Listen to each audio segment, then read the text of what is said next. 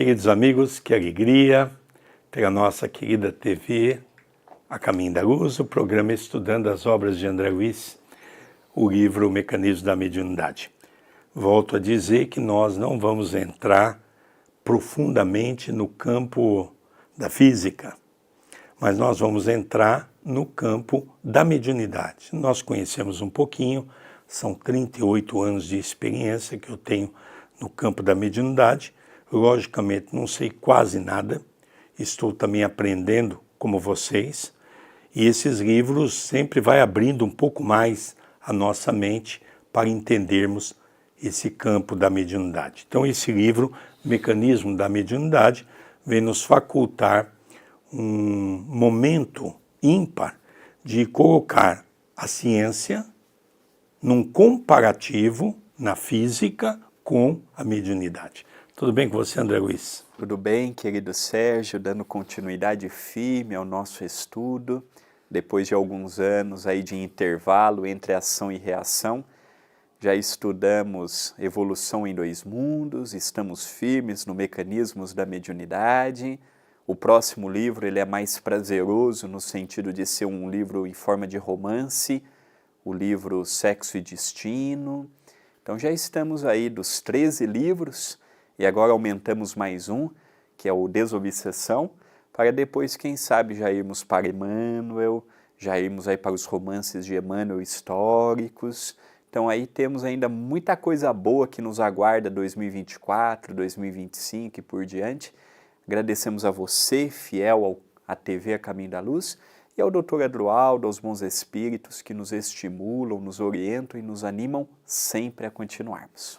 Nós vamos estudar o capítulo 9, Cérebro e Energia. Primeiro item, geradores e motores. Na produção de corrente contínua em eletricidade, possuímos geradores e motores capazes de criar força eletromotriz e fornecer corrente. No que respeita aos geradores, ou de ceder potência determinada, no que tange aos motores. Nas máquinas destinadas a semelhantes serviços, encontramos os enrolamentos em tambor, que podem ser imbricados ou ondulados com particularidades técnicas variadas. Anotando a multiplicidade dos aparelhos dessa espécie, lembremos-nos de que os geradores, em sua maioria, são sempre autoexcitados. E para consolidar imagens comparativas preciosas no assunto, permitimos-nos repetir as figurações já feitas em capítulos anteriores a respeito da atenção e da desatenção, para fixar com mais segurança o nosso estudo acerca da criação da energia mental e expansão respectiva. Então, olha, o que André Luiz vai nos propor no capítulo 9, que ele dá o título de Cérebro e Energia. Então, o cérebro é a região mais nobre que nós temos no nosso veículo físico. Não é a mais importante, porque todas são importantes para que haja vitalidade. Evidentemente que o papel do cérebro está em primeira grandeza pela importância que ele tem a nível físico e a nível espiritual. A nível espiritual, sabemos que fica localizado na região cerebral os dois principais centros vitais, o cerebral e o coronário, como já vimos na literatura espírita. Energia é tudo aquilo que emitimos pelo pensamento, pelos passos que damos, pela fala articulada. Enquanto eu estou falando, eu estou também emitindo energia que está impregnando neste vídeo. Tem vídeos que eu assisto que eu falo assim, nossa, esse vídeo me trouxe tanta paz, como há vídeos que assistimos que nós falamos assim, nossa, eu fiquei desequilibrado, assistindo tal coisa, vendo tal coisa, ouvindo tal música. Por quê? Porque os sons, ele tem também um poder energético. Entrando agora a respeito de geradores e motores. Nós somos também indivíduos que somos a feição de um gerador, geramos energia, geramos alimentos que hão de animar outras vidas, e também somos motores. O nosso corpo ele é a feição de um motor, de uma máquina, que naturalmente com a idade vai tendo o seu desgaste, a sua decomposição, vai tendo o seu envelhecimento. Só que a diferença do nosso corpo para uma máquina comum é que a máquina comum tem peça de reposição. Não tem como eu chegar no médico e falar, me dá um novo coração, me dá uma nova perna, um novo braço, um novo olho, um novo ouvido. Apesar que nós estamos caminhando para isso, né, André? Eu vi recentemente, por exemplo, uma pessoa que fez um implante do coração, um coração totalmente alheio ao coração humano, um coração desenvolvido em laboratório.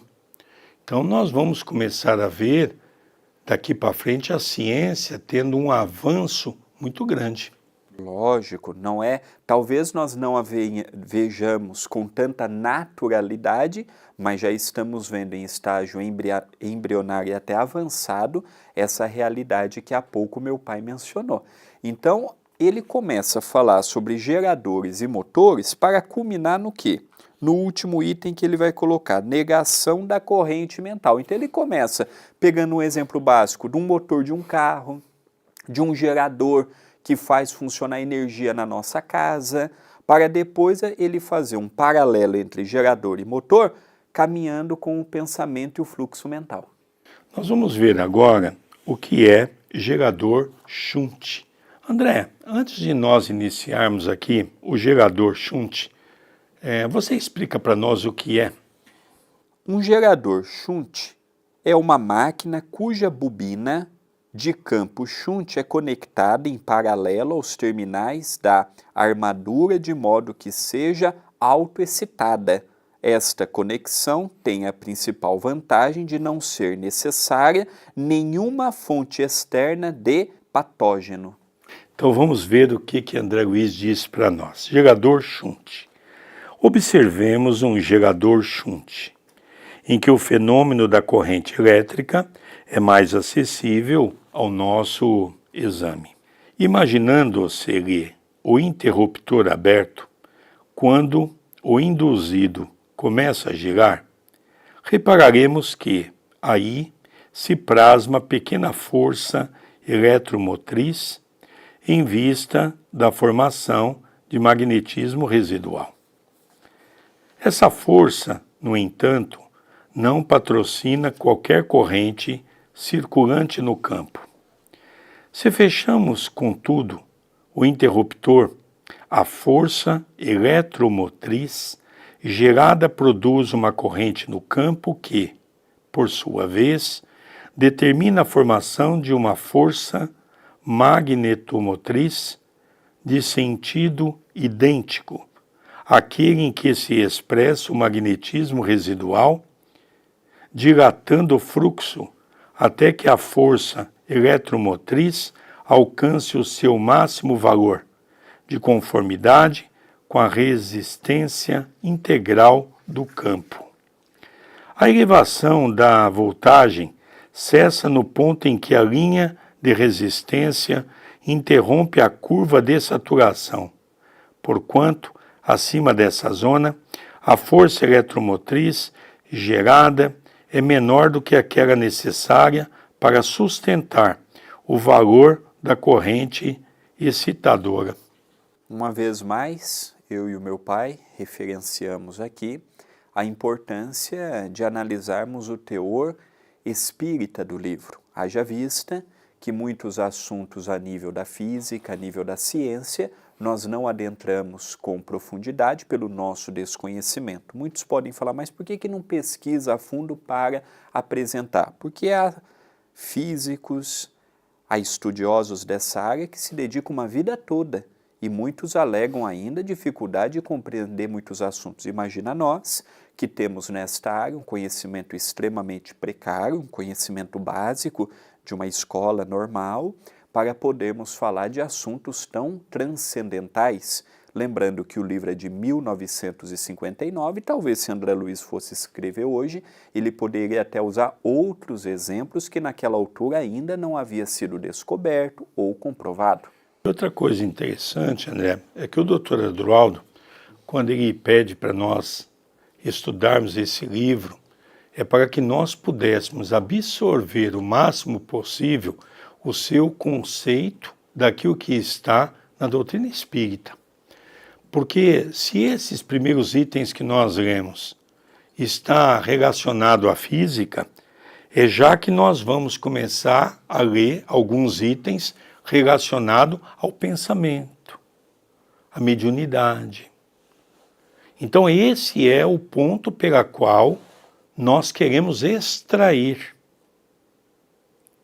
Então isso é muito importante para podermos mostrar que a mediunidade é de uma complexidade muito grande, e lógico que aqui André Luiz traz a classe dos físicos para poder estudar, dos químicos, para poder estudar realmente essa parte, para que, quando eles estudarem a mediunidade, eles vão fazer trabalhos lindíssimos no expoente daquilo que pertence à lei da natureza. Lembrando que o aspecto principal do Espiritismo é o consolo, mas a pesquisa, a investigação, o estudo é fundamental. Espiritismo não é só Jesus, não. Espiritismo não é só religião, não. Espiritismo não é só passe, mediunidade numa desobsessão, sopa fraterna, comida fraterna, assistencialismo, assistir os carentes da matéria. Espiritismo é mais. O que nós estamos fazendo aqui é procurarmos interpretar o que por vezes foge à nossa compreensão, mas que o Dr. Adroaldo sempre nos fala, pega as definições, coloca diante de todos, explicam as limitações dos apresentadores e continuemos extraindo o que a doutrina nos apresenta. Apenas aqui para referenciar a respeito desse gerador, para que meu pai possa dar continuidade ao nosso estudo, na primeira frase ele já fala, observamos um gerador shunt, em que o fenômeno da corrente elétrica é mais acessível ao nosso exame. Então ele pega esse gerador e ele diz que este gerador ajudará na compreensão do desenvolvimento do pensamento que remonta à questão da mediunidade. É lógico, André, que hoje deve ter muitos mais geradores mais modernos do que o shunt, não é?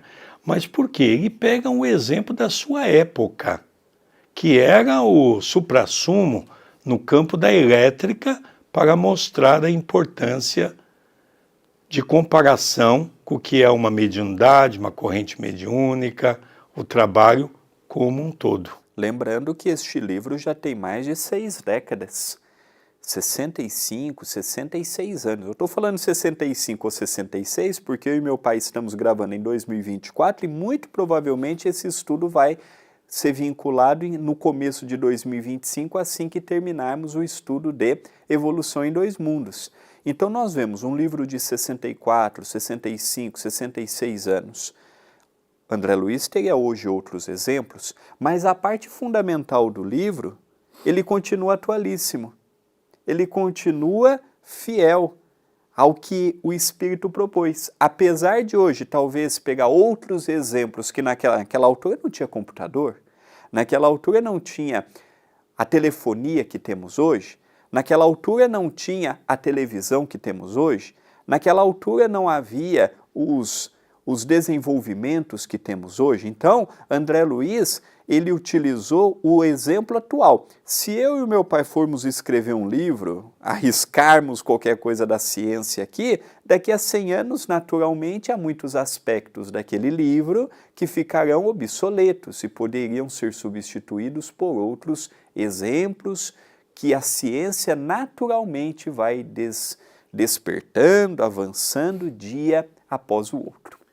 Agora nós vamos ver um pouquinho a frustração da corrente elétrica. Diz André Luiz: sempre que a corrente de um gerador não se altere, a frustração é devida às causas diversas, das quais salientamos as mais importantes.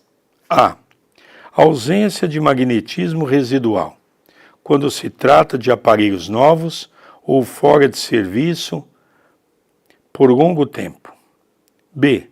Ligações invertidas no circuito do campo, uma vez que, se precisamos do magnetismo de resíduo para que se produza a ação adicionada no circuito magnético, é indispensável que o campo shunt esteja em ligação com a armadura, de maneira que a corrente excitadora engendre a força eletromotriz que se adicione no campo residual. C. Resistência excessiva do circuito do campo, que poderá advir de ligações inconvenientes ou de influência perniciosa dos detritos acumuladores na máquina. Nós podemos trazer isso para a mediunidade. Exemplo A, a ausência de magnetismo residual, que ele diz ser tratar-se dos aparelhos novos ou fora de serviço por longo tempo. Quando nós iniciamos na mediunidade, ou quando iniciamos a mediunidade, por qualquer motivo paramos, seja pela maternidade, seja por um processo de saúde, ou seja por opção, não, inicia a mediunidade, mas não é o que eu quero. Nós sabemos que a glândula pineal não fecha, mas o médium pode chegar um dia e falar assim, eu não quero mais ser médium. A mediunidade vai estar com ele. Os espíritos vão se fazer visíveis nas suas faculdades mediúnicas, mas ele pode não trabalhar. Então nós vemos que essa questão de iniciarmos ou de pararmos um tempo e retornarmos, essa ausência do magnetismo residual, essa resistência que nós vamos ganhando com o trabalho, a experiência, a superação. Os espíritos bons também vão nos testando. Nós imaginamos assim, olha, só os obsessores que vão nos testando. Não, os espíritos bons também nos testam. Será que ele vai continuar fiel? Será que ele vai mesmo seguir, como ele diz, no caminho da simplicidade, no caminho da aceitação? Uma coisa é ele orientar os outros, uma coisa é ele usar a orientação para si. No exemplo B, que há pouco meu pai leu, ligações invertidas no circuito do campo. Às vezes eu estou no centro espírita com uma ligação invertida. Em vez de eu trabalhar ali para ser o difusor de uma mensagem equilibrada, de bom ânimo, de caridade, eu passo a ser um instrumento da fofoca, da maledicência, da intriga, e em vez de eu ter um benfeitor me acompanhando, eu tenho um espírito ignorante me acompanhando, se passando por um benfeitor.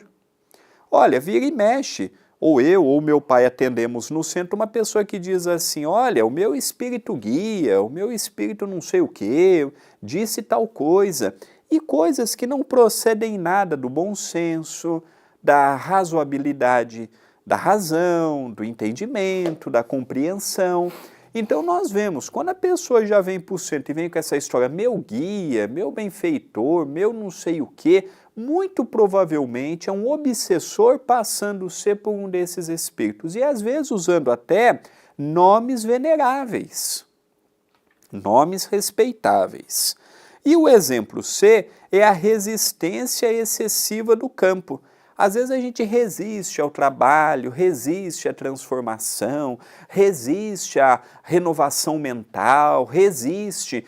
Quantas vezes nós não ouvimos de médiums falar assim, você estuda na casa? Não, eu já sou médium há 30 anos, eu já sou médium há 40 anos, eu já nasci médium, não preciso mais estudar.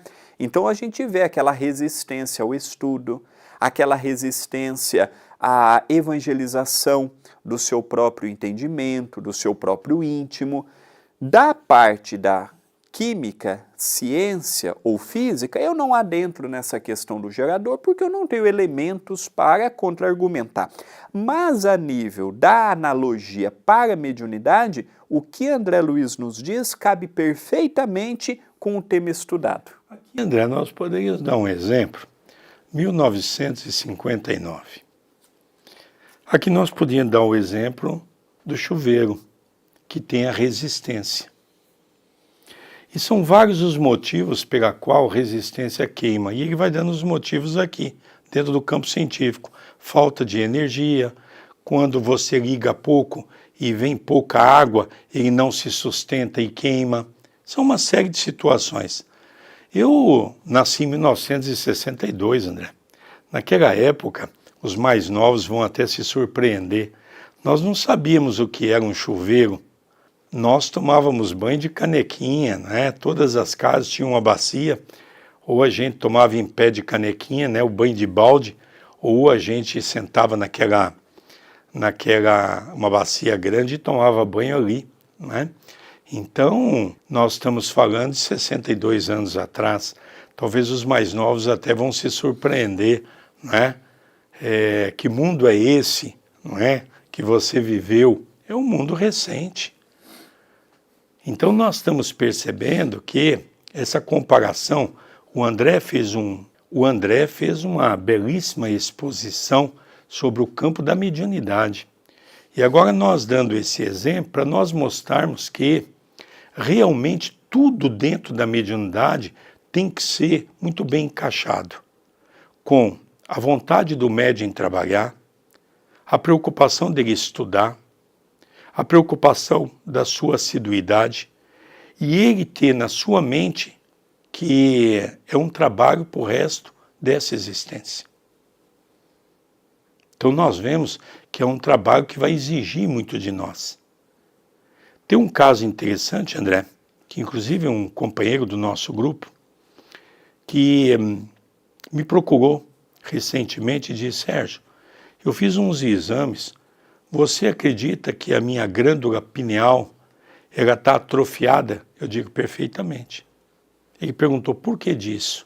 Eu falei, porque você não desenvolveu. A ciência hoje, André, já está comprovando que na glândula pineal, quando o médium não desenvolve, também ela se atrofia. Olha que coisa interessante. E aí eu até disse ao companheiro, olha, você teve várias oportunidades na nossa própria casa para desenvolver, mas não desenvolveu. Automaticamente, tudo que não se usa, se atrofia. Né, André Luiz? E é interessante porque hoje nós estamos percebendo que uma oportunidade reencarnatória não é fácil de tê-la. Portanto, se estamos de posse de um corpo físico, e além do mais, tendo o conhecimento que o Espiritismo nos proporciona, é uma responsabilidade, uma caridade frente a nós mesmos, aproveitarmos com sabedoria, dando o nosso melhor, mesmo que o nosso corpo tenha dores, mesmo que o nosso casamento seja provacional, mesmo que os nossos filhos sejam expiações, mesmo que estamos num meio totalmente contrário ao que desejávamos, a nossa oportunidade é bendita. Agora, queridos amigos, companheiros de ideal, nós vamos entrar numa parte que é a nossa praia. Nós vamos entrar naquela parte agora que é mediunidade, que ele vem fazer a comparação daquilo que está nessa parte da física com a parte da mediunidade. Nós vamos estudar o gerador do cérebro. Olha que coisa linda, não é? Que é uma máquina também. Vamos acompanhar. Com alguma analogia, encontramos no cérebro um gerador autoexcitado, acrescido em sua contextura íntima de avançados implementos para a geração, excitação, transformação, indução, condução, exteriorização, captação, assimilação e desassimilação da energia mental, qual se um gerador comum desempenhasse não apenas a função de criar força eletromotriz e consequentes potenciais magnéticos para fornecê-los em certa direção, mas também todo o acervo de recursos dos modernos emissores e receptores de radiotelefonia e televisão, acrescidos de valores ainda ignorados na Terra, erguendo-se sobre os vários departamentos do corpo, a funcionarem por motores de sustentação. O cérebro, com as células especiais que lhe são próprias, detém verdadeiras usinas microscópicas, das quais as pequenas partículas de germânio na construção do transistor,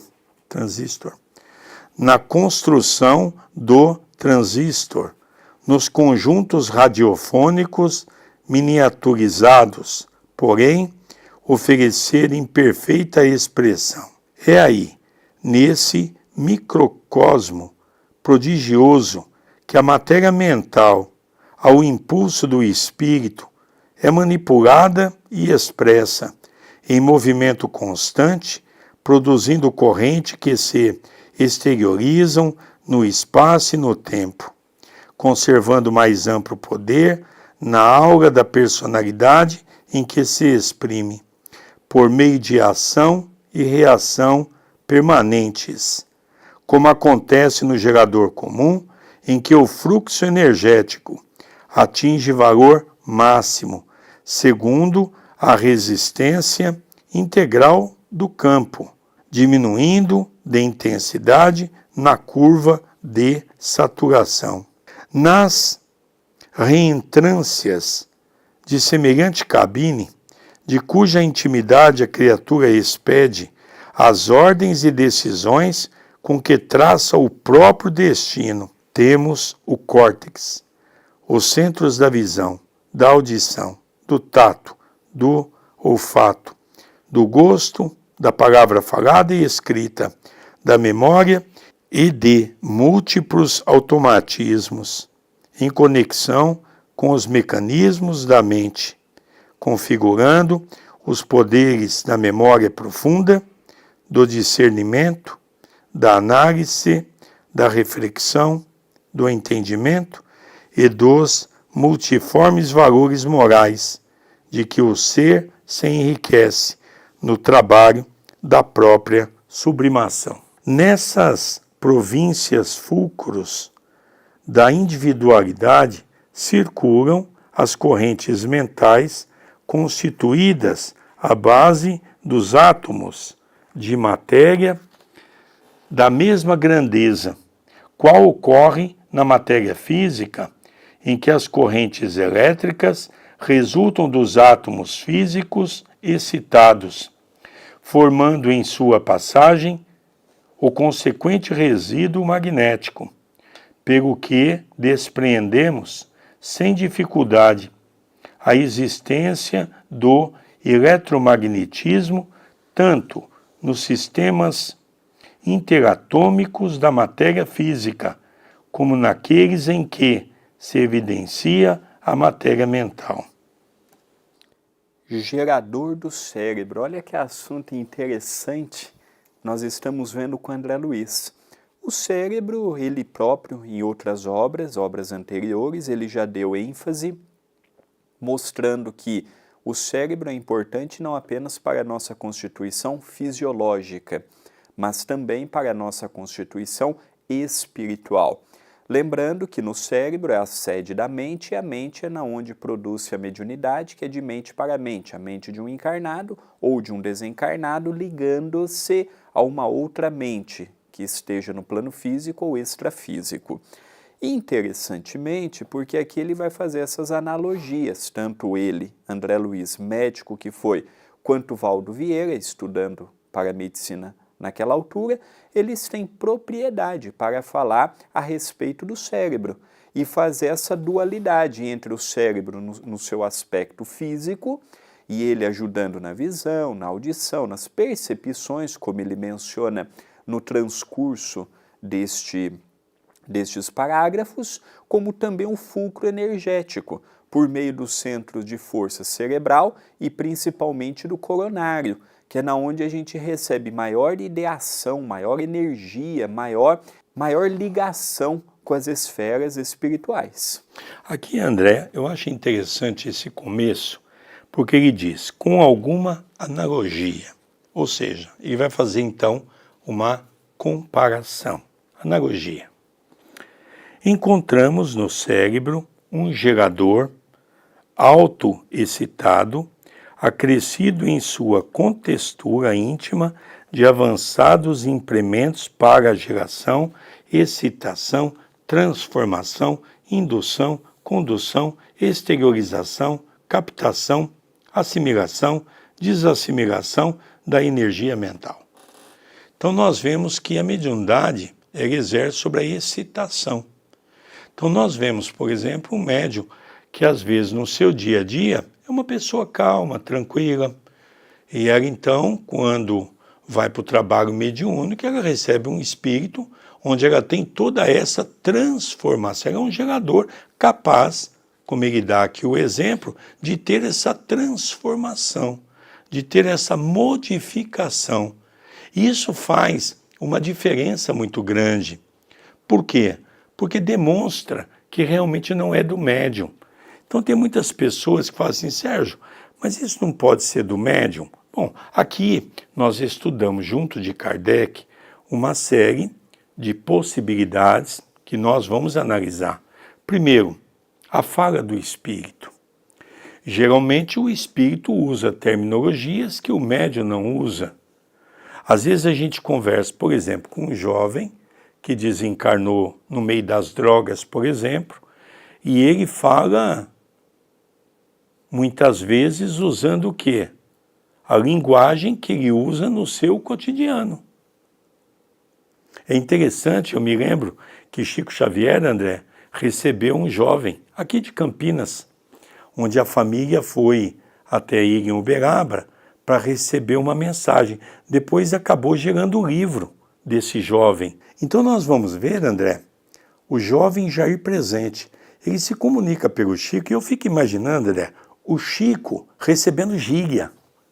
E uma mensagem toda cheia de gíria, lógico que nos bons termos, nada que seja assim inescrupuloso, nada que mas aquela gíria que se usava na década de 70, né?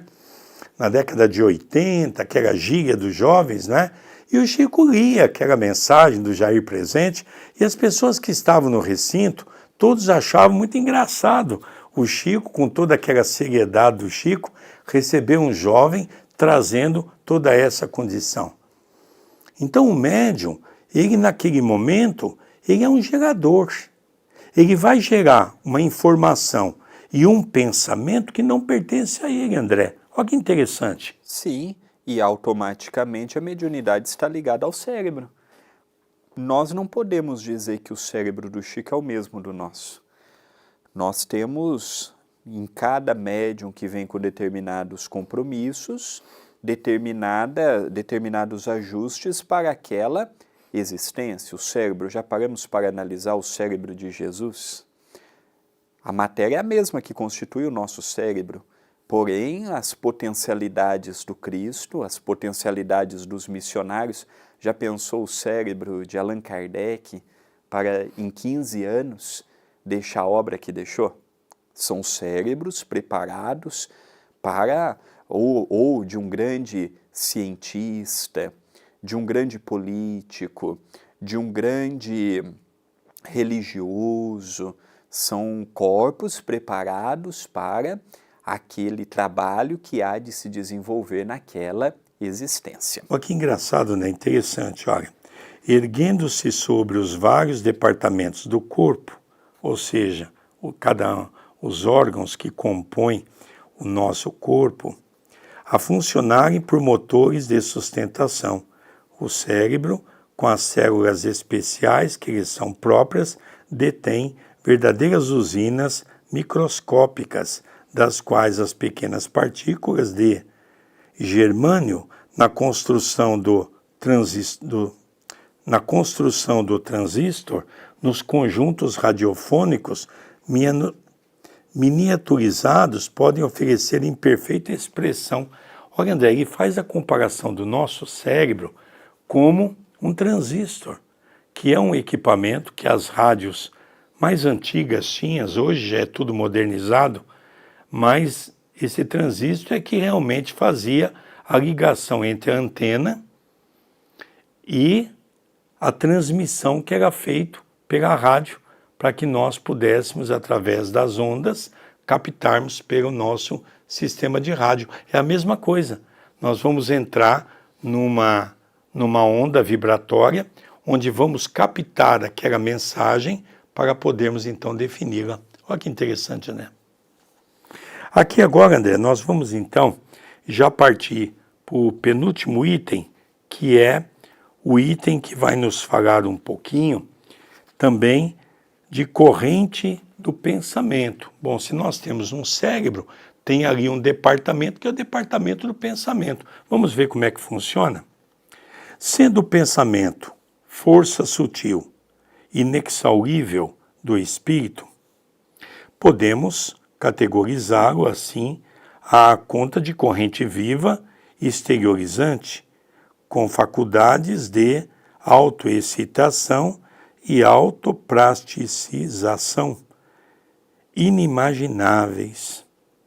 A feição do gerador Shunt, se a mente jaz desatenciosa, como que mantendo o cérebro em circuito aberto, forma-se num mundo intracraniano, reduzida à força mentocriativa, que não determina qualquer corrente circulante no campo individual, mas se a mente está concentrada, fazendo convergir sobre si mesma as próprias oscilações, a força mentocriativa gerada produz uma corrente no campo da personalidade que, a seu turno, provoca a formação de energia mental, de sentido análogo àquele em que se exprime o magnetismo de resíduo, dilatando o fluxo até que a força aludida atinge o seu valor máximo, de acordo com a resistência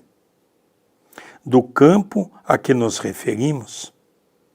Surpreendemos, nessa fase, o mesmo fenômeno de elevação da voltagem no gerador elétrico, porquanto, no cosmo fisiopsicossomático, a corrente mentocriativa se alteia até o ponto da saturação, do qual se alonga com menor expressão de potencial, no rumo dos objetivos a que se afeiçoe, conforme a linha do desejo. Então aqui nós estamos vendo essa corrente do pensamento, né? Quando nós permitimos, e muitas pessoas, quando começa a mediunidade, sempre nos questiona: Sérgio, eu tenho dúvida, será que a mensagem é minha? Será que a mensagem é dos espíritos? E aqui ele vem mostrar que nós podemos diferenciar o que é nosso, porque nós sabemos quais são os nossos pensamentos. Nós sabemos quais são os pensamentos que transitam através da nossa vontade, da nossa inspiração. E de repente a nossa mente é invadida por um pensamento totalmente alheio àquilo que nós temos o hábito de pensar. Então nós, aos poucos, vamos compreendendo que realmente as comunicações se fazem de forma diferente. Por exemplo, às vezes um médium dá uma comunicação e a gente conversa com o médium e fala: eu tenho dúvida. E eu pergunto assim: sobre aquilo que foi dito, você pensou alguma coisa ao longo do dia? Não pensei nada sobre isso. Então isso já demonstra, dentro dos seus aspectos científicos, daquilo que nós chamamos da ciência experimental, porque a ciência experimental é isso. Então aqui nós vamos ver a física. O professor Allan Kardec nos traz a ciência, que é a ciência exata. Muitas delas não são ciência ainda, são teorias. Mas fato é que a doutrina espírita tem a ciência experimental. O que é uma ciência experimental? Eu tenho que sentar diante do médium para fazer as experimentações para que eu possa, através de vários fatores, para que eu possa identificar se efetivamente aquela comunicação pode ser anímica do próprio médium, se ela tem uma participação muito grande do médium, ou se aquela comunicação tem uma participação maior do espírito. Então, nós vamos gradativamente conseguindo penetrar nesse campo, né, André Luiz? O pensamento, ele é tudo. Tem um livro do Chico que é Pensamento e Vida, um livro extraordinário de Emmanuel, que ele vai nos falar, capítulo após o outro, fazendo essa analogia. Então, o pensamento, mesmo para quem não é médium, um pensamento equilibrado representará uma vida equilibrada. Queridos amigos, agora nós vamos para o nosso último item, que é negação da corrente mental. Diz André Luiz: sempre que a corrente mental ou mentocriativa não possa expandir-se, tal negação se referia às causas diversas, das quais, como acontece na máquina Shunt, assimilamos as mais expressivas. Primeiro, ausência de magnetismo residual, tratando-se de cérebros primitivos, isto é, de criaturas nos primeiros estágios do pensamento contínuo no reino hominal, ou de pessoas por largo tempo entregues à profunda e reiterada ociosidade espiritual. Segundo, circuitos mentais invertidos, em razão de monoideísmo vicioso, na maioria das vezes agravado por influências obsessivas. E terceira, deficiência da aparelhagem orgânica, por motivo de enfermidade ou perturbações temporárias, oriundas do relaxamento da criatura no trato com o próprio corpo. O capítulo, já quase um terço do livro, que a gente já está tendo a oportunidade de ver, 26 capítulos, já estamos no capítulo 9, nós temos visto nesses 9 capítulos um fato interessante. Ele procura sempre na sua primeira parte de cada capítulo, até o momento, falar a respeito da ciência, e na segunda parte ele vai introduzindo claramente a mediunidade, o pensamento, o cérebro, alguns aspectos que vale a pena nós refletirmos, analisarmos. Nós podemos, mesmo tendo a mediunidade, não exercer o trabalho com a mediunidade, entrar nesse campo que ele há pouco mencionou. Ele menciona, na verdade, André, 3 aspectos pela qual a mediunidade não funciona corretamente. A primeira são nos primitivos ou espíritos recém-criados, porque não tem arquivo mental para que os espíritos possam buscar alguma informação ou usar da sua condição para se exteriorizar o seu pensamento. O segundo que ele coloca de uma maneira muito interessante, circuitos mental invertidos, são espíritos que estão sobre o guante de um processo obsessivo, ou seja, com certeza eles vão ser manipulados. Por isso que eu digo, quando eu entrei no Espiritismo, André, é interessante, porque quando você entrava na porta, se você desse um respiro, se você desse qualquer senão de qualquer coisa dentro do centro espírita, a pessoa olhava para você e falava, você tem que desenvolver mediunidade. Era alguma coisa esdrúxula o que acontecia. Até hoje, tem muitos espíritas que ainda são assim, aqueles mais antigos que não estudaram. E exatamente cai nisso aqui.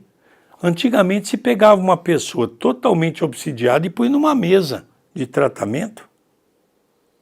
aonde o quadro da grande maioria dessas pessoas se agravavam, é lógico. Por quê? Quais as orientações? A pessoa chega assim, vai para um tratamento de passe.